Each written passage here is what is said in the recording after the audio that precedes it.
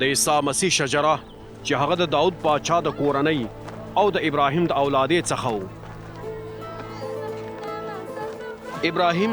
د اسحاق پلارو او اسحاق د یعقوب پلارو او یعقوب د یهودا او د هغه د ورونو پلارو او یهودا د فارز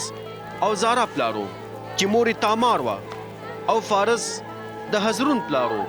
او حزرون د آرام پلارو او آرام د امیناداب پلارو او امیناداب د نحشون پلارو او نحشون د شلمون پلارو او شلمون د بویس پلارو چې مور راهاب وه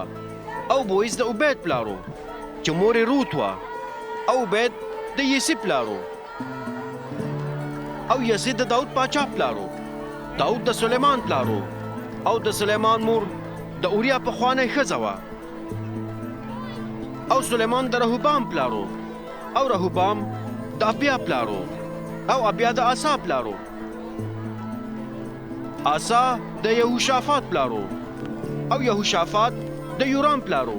او یورام د ازیا پلارو ازیا د یوتام پلارو او یوتام د آهاز پلارو او آهاز د حزقیا پلارو او حزقیا د منسی پلارو او منسی د آمون پلارو او آمون د یوشیا پلارو یوشیا د یکنیا او د هغه د ورونو پلارو. په دې وخت کې یهودیان بابل ته جلاوطن شوي وو. بابل ته د یهودیانو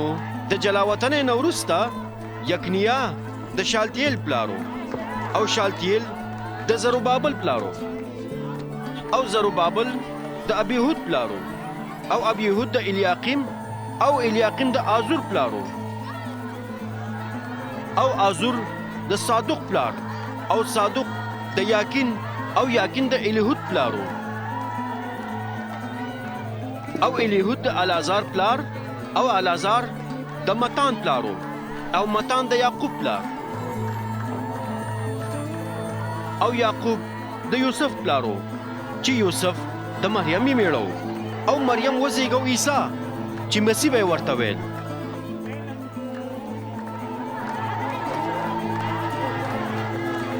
نو په دې ډول د ابراهیم څخه تر داود پورې 14 نسلونه او د داود څخه بابل ته د یهودیانو د جلاوطنۍ تر وخته پورې 14 نسلونه